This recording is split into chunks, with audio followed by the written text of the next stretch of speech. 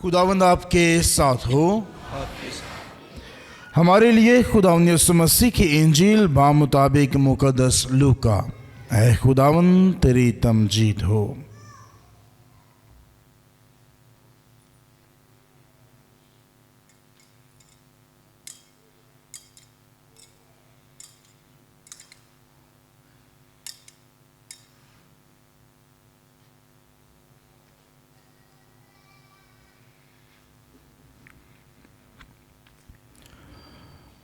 اس کے دوسرے باب کی 22ویں آیت سے، اور جب موسیٰ کی شریعت کے موافق ان کی طہارت کے دن پورے ہو گئے تو وہ اسے یروشلم میں لائے تاکہ اسے خداوند کے آگے حاضر کریں، جیسا کہ خداوند کی شریعت میں لکھا ہے کہ ہر ایک پہلوٹا بچہ خداوند کے لیے مخصوص ٹھہرے گا، اور ذبیحہ لائیں، یعنی کمریوں کا ایک جوڑا یا کبوتروں کے 2 بچے، جیسا خداوند کی شریعت میں لکھا ہے۔ اور دیکھو، یروشلم میں شمعون نامی ایک آدمی تھا، اور وہ راست باز اور دیندار اور اسرائیل کی تسلی کا منتظر تھا، اور روح القدس سے بھرا تھا۔ اسے روح القدس سے آگاہی ہوئی تھی کہ جب تک تو خداوند کے ممسوح کو نہ دیکھ لے، موت نہ دیکھے گا۔ وہ روح کی ہدایت سے ہیکل میں آیا، اور جس وقت والدین اس بچے یسوع کو اندر لائے تاکہ اس کے لیے شرعی فرائض ادا کریں، تو اس نے اسے گود میں لیا اور خدا کی حمد کر کے کہا، اے مالک، تو اپنے قول کے مطابق اب اپنے بندے کو امن سے رخصت کر، کیونکہ میری آنکھوں نے تیری نجات دیکھ لی ہے جو تو نے سب امتوں کے روبرو تیار کی ہے، غیر قوموں کے لیے انکشاف کا نور اور اپنی امت اسرائیل کا جلال۔ اور اس کا باپ اور اس کی ماں ان باتوں پر تعجب کرتے تھے جو اس کے حق میں کہی جاتی تھیں، اور شمعون نے ان کے لیے برکت چاہی، اور اس کی ماں مریم سے کہا، دیکھ، یہ اسرائیل میں بہتیروں کے گرنے اور اٹھنے کے لیے ایسا نشان ہونے کے لیے مقرر کیا گیا ہے جس کے خلاف کہا جائے گا، اور تیری جان کے اندر سے تلوار گزر جائے گی تاکہ بہت سے دلوں کے خیال کھل جائیں۔ اور عاشیر کے قبیلے میں سے حنا بنت نفیل ایک نبیہ تھی جو بہت عمر رسیدہ تھی، اور وہ اپنے کنوار پن کے بعد 7 برس تک شوہر کے ساتھ رہی۔ اب وہ بیوہ 84 برس کی تھی، اور ہیکل سے جدا نہ ہوتی تھی، بلکہ روزوں اور نمازوں کے ساتھ رات دن بندگی کرتی رہتی تھی۔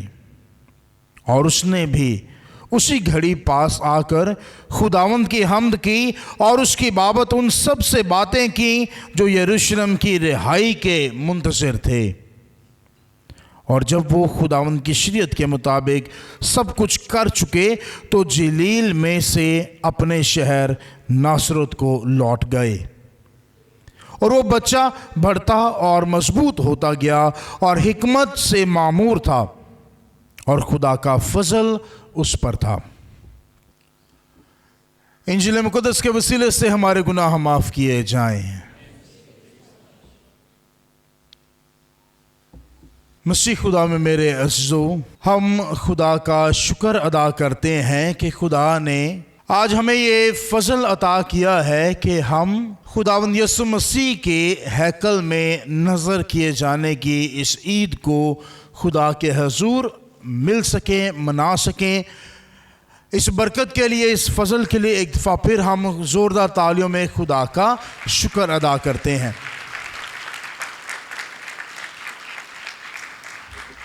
مسیح میں میرے عزیزو، خداوند یسوع مسیح کے ہیکل میں نظر کیے جانے کی عید یا یہ اقتباس جب ہم سنتے ہیں تو یاد رکھیں کہ ہمیں ایک بات سمجھنی بھی ہے اور سیکھنی بھی ہے کہ جب تک ہم کلام کا جو بھی اقتباس پڑھا جاتا ہے، جب تک ہم اس کے بیک گراؤنڈ میں، یعنی جس بیک گراؤنڈ میں یہ کلام کی آیات، جن روایتوں کو لکھا گیا، جب تک ہم ان روایتوں کو سمجھتے نہیں ہیں تب تک ہمیں کلام کی سمجھ نہیں آ سکتی ہے۔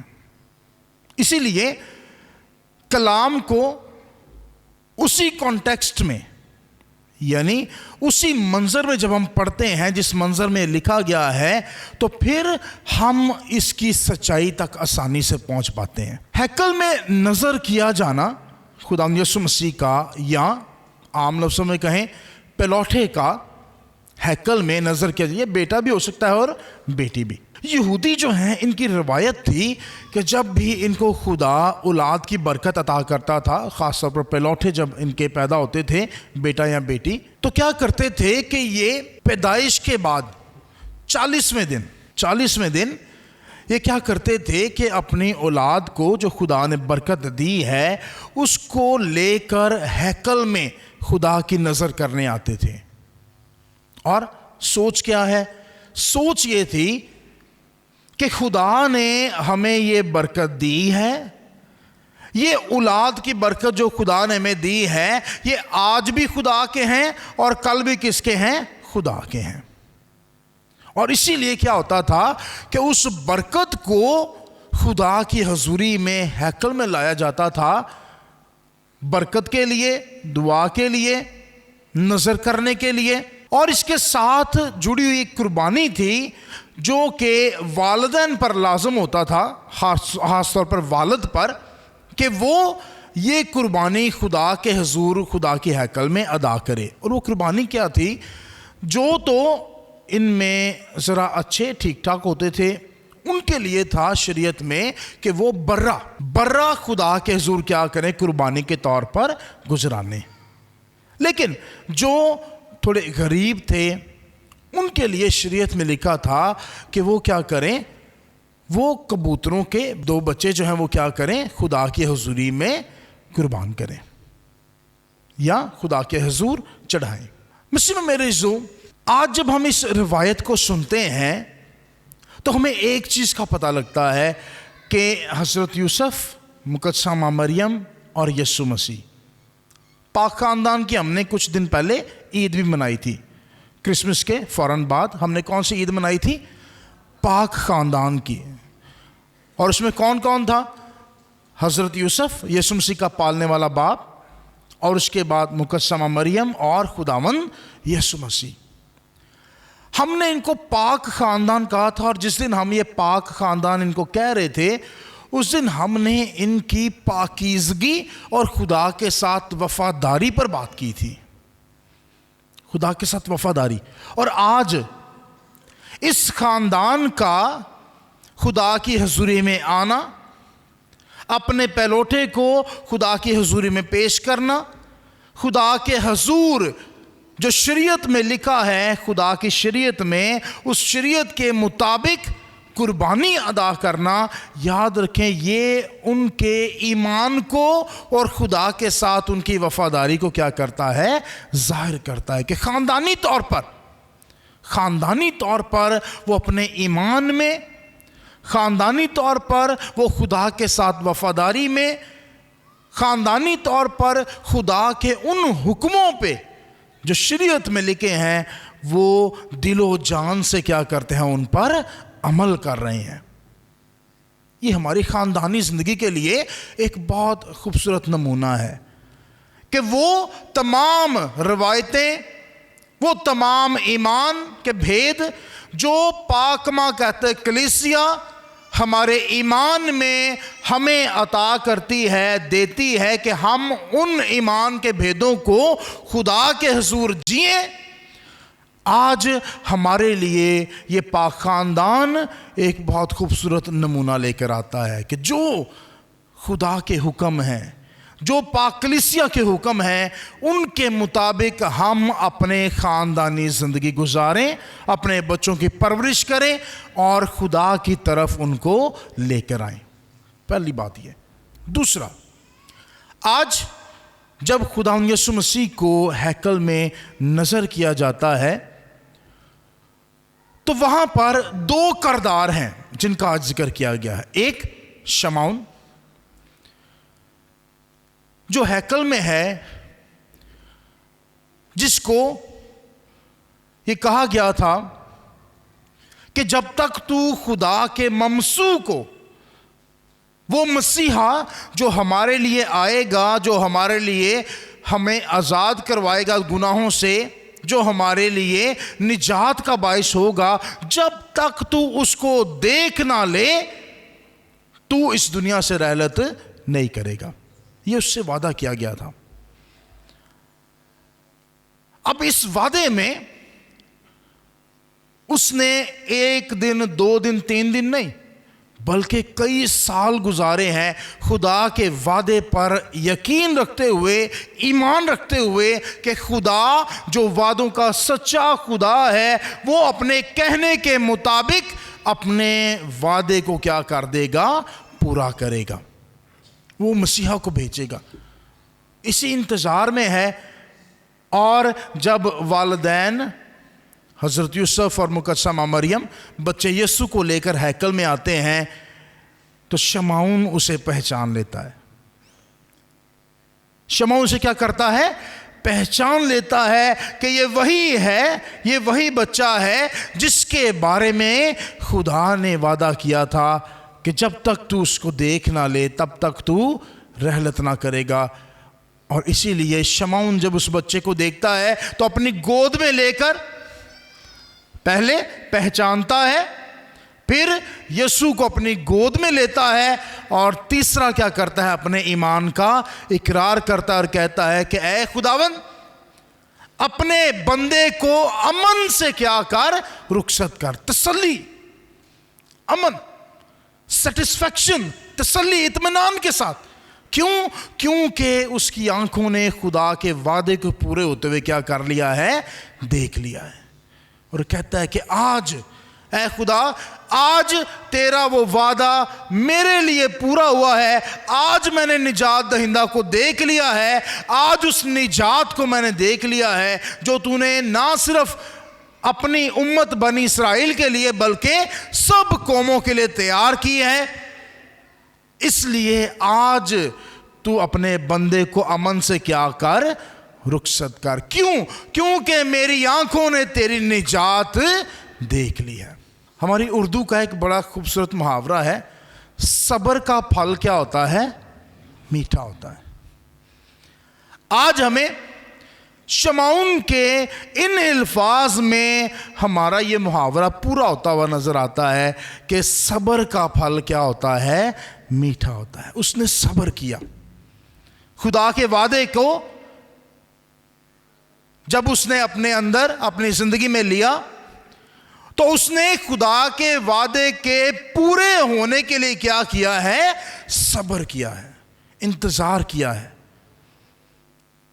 یہ ایمان ہے کہ خدا نے وعدہ کیا ہے تو خدا اسے پورا کرے گا، یہ ایمان ہے۔ لیکن کب کرے گا اس میں کوئی شک بھی نہیں اس نے کیا ہے کہ پتہ نہیں کرے گا کہ نہیں، پتہ نہیں، یہ نہیں کہا اس نے، لیکن اس نے انتظار کیا ہے، انتظار کیا ہے کہ خدا اپنے وعدے کو جو اس نے کیا ہے ایک دن خدا اس کو کیا کر دے گا؟ پورا کر دے گا۔ مسیح میں میرے جو ہماری زندگی میں یاد رکھیں، جب ہم خدا کے پاس آتے ہیں، خدا کے حضور دعا کرتے ہیں، جب اپنی منتیں مرادیں لے کر خدا کی حضوری میں آتے ہیں تو یاد رکھیں کچھ دعائیں ہوتی ہیں جن کا ایک دم سے ہمیں جواب نہیں ملتا ہے، نہ ہی ایک دم پوری ہو جاتی ہیں، لیکن اس میں ہمارا رد عمل کیا ہوتا ہے؟ پھر اکثر اوقات کیا ہوتا ہے، یا تو پہلی بات ہم کیا کرتے ہیں؟ سیدھا سارا کچھ کس پر ڈال دیتے ہیں؟ خدا پر ڈال دیتے ہیں کہ خدا تو ہماری سنتا ہی نہیں، دوسرا، ہم لوگ دعا کرنا چھوڑ دیتے ہیں۔ تیسرا، بہت بڑا ہم کام کیا کرتے ہیں کہ ہم چرچ جانا بھی چھوڑ دیتے ہیں، اور بعد میں ہم بتاتے بھی ہیں بڑے فخر کے ساتھ کہ جی انج ہو گیا تو میں پھر سوچا کہ میں چرچ ہی نہیں جانا، ہون میں کلام نہیں پڑھنا، ہون میں دعا ہی نہیں کرنی۔ نہیں، یہ ہمارا عمل، رد عمل جو ہے یہ کیا ہے؟ غلط ہے۔ یہ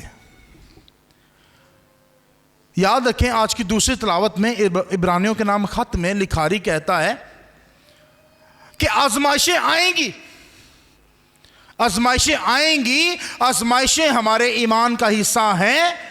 یسوع مسیح بھی آزمایا گیا، ہم بھی آزمائے جائیں گے کیونکہ ہم نے مسیح کے نام میں بپتسمہ پایا ہے۔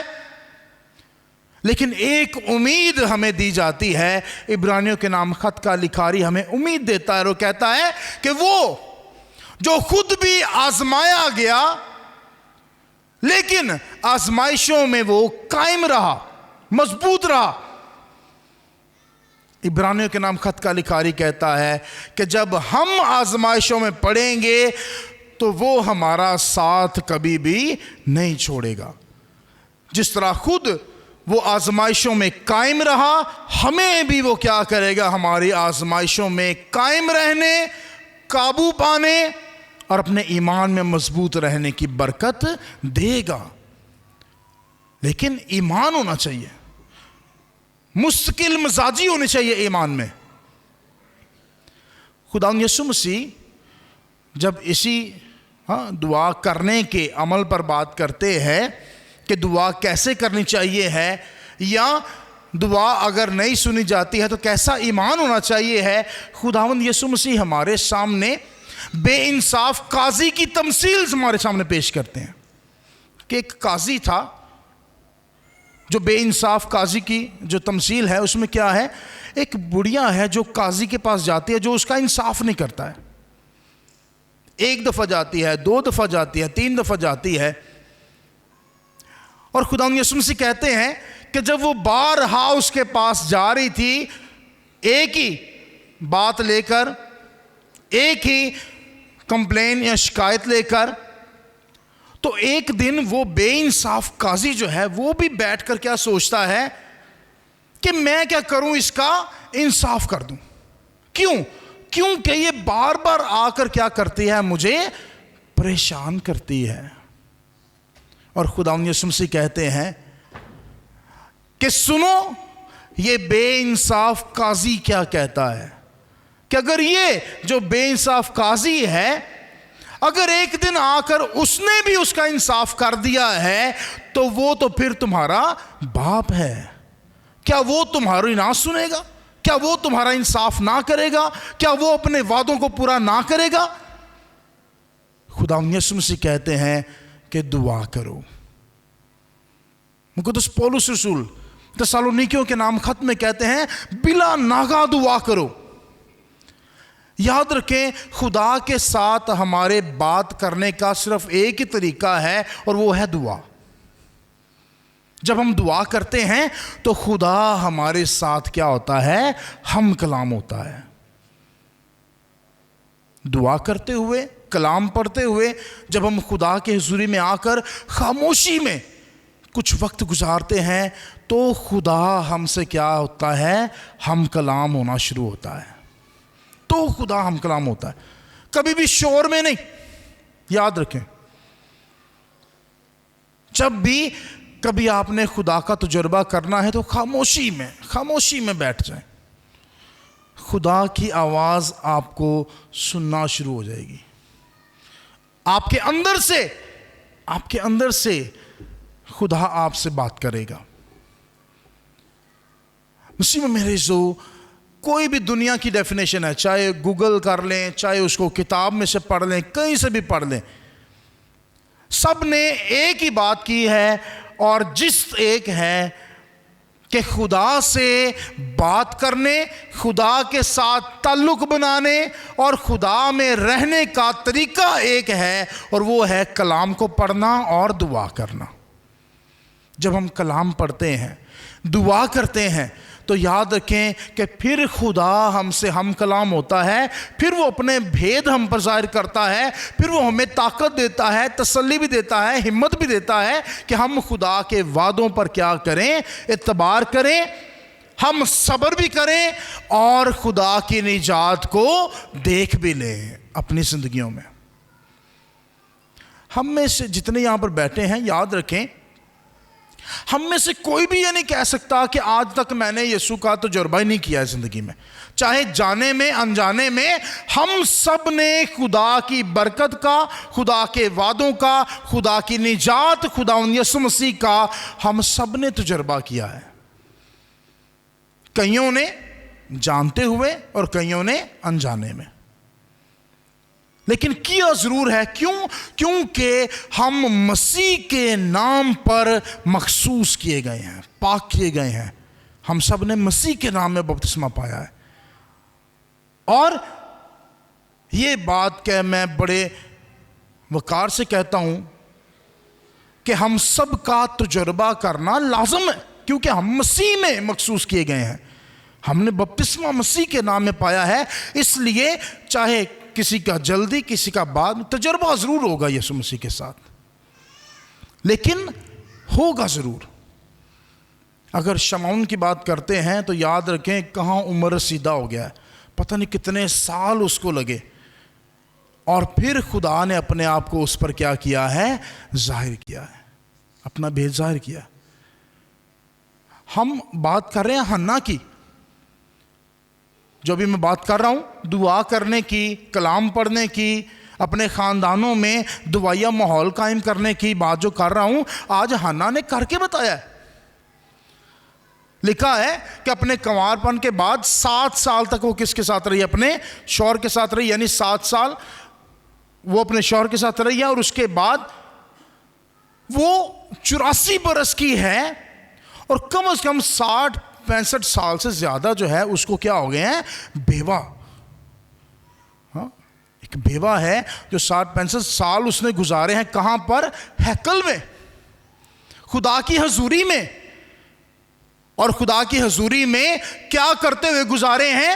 ہم نے سنا ہے کہ روزوں کے ساتھ، دعاؤں کے ساتھ، بندگی کے ساتھ اس نے کیا کیا ہے؟ خدا کی نجات کا انتظار کیا ہے۔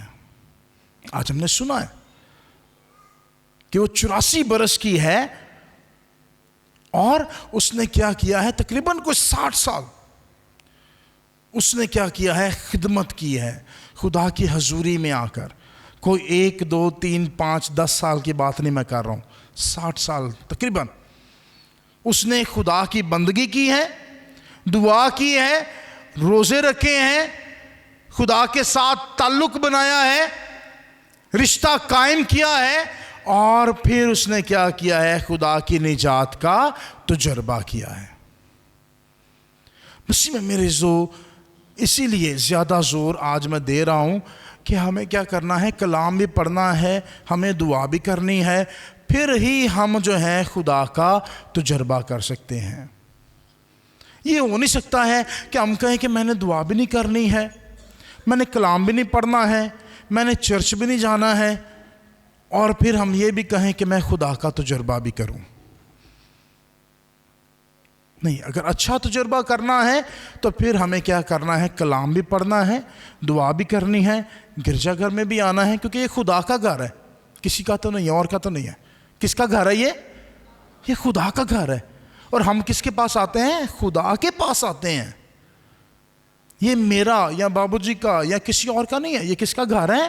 خدا کا گھر ہے۔ اور خدا یسوع مسیح یہی کہتے ہیں، جب انہوں نے تختے الٹے تھے تو انہوں نے کیا کہا تھا؟ کہ میرا گھر دعا کا گھر کہلائے گا۔ یہاں پر دعا ہوتی ہے، یہاں پہ برکتیں ملتی ہیں۔ یہ جو پاک مذبح یہاں پر ہے، یاد رکھیں جب ہم خدا سے تعلق بناتے ہیں، جب ہم خدا کی حضوری میں آتے ہیں، چاہے کلام کے ذریعے، دعا کے ذریعے، عبادت کے ذریعے، جیسے آج آپ سب آئے ہیں، یاد رکھیں یہ پاک مذبح ہے۔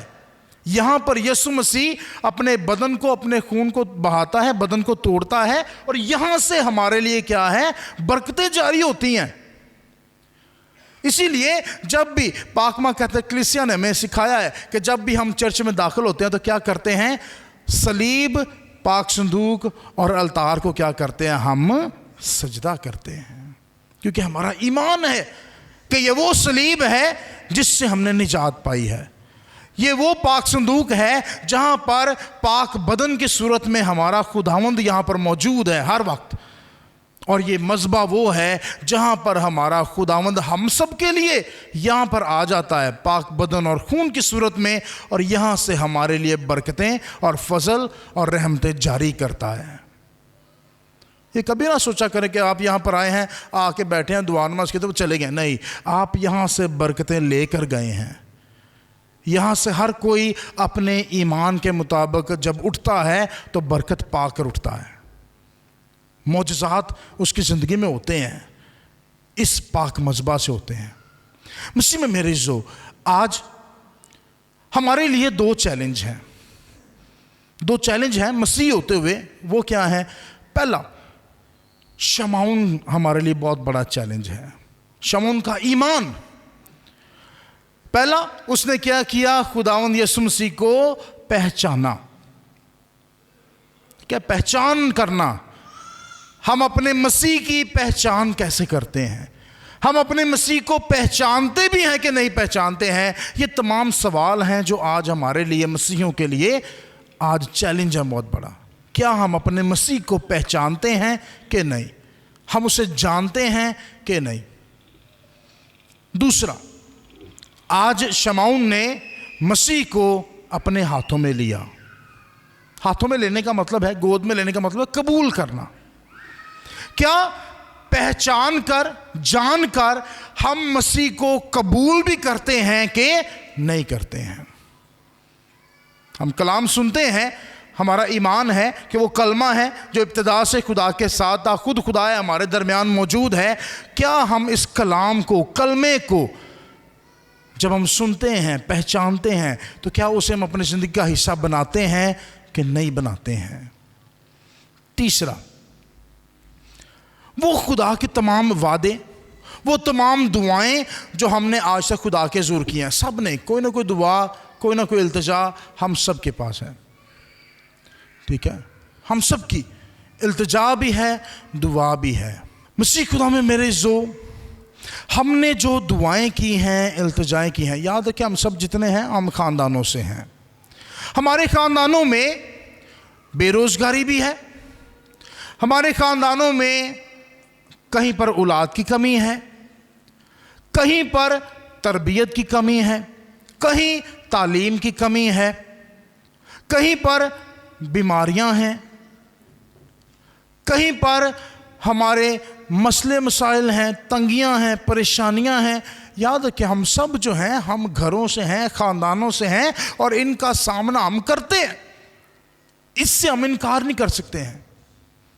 لیکن دوسرا سچ یہ ہے کہ ہم چاہے جتنی مرضی مشکل میں ہوں، پریشانی میں ہوں، تنگی میں ہوں، کچھ بھی ہو، جب ہم اپنے خدا کے حضور اپنے آپ کو کھول کے رکھ دیتے ہیں، جب اس کے ہاتھوں میں ہم سب کچھ دے دیتے ہیں اور ایمان رکھتے ہیں، صرف ہاتھوں میں دے دینا نہیں کہ دعا کر دی ہے، سب کچھ بتا دیا ہے، بس وہ بعد ہی میری ٹینشن ہی کوئی نہیں۔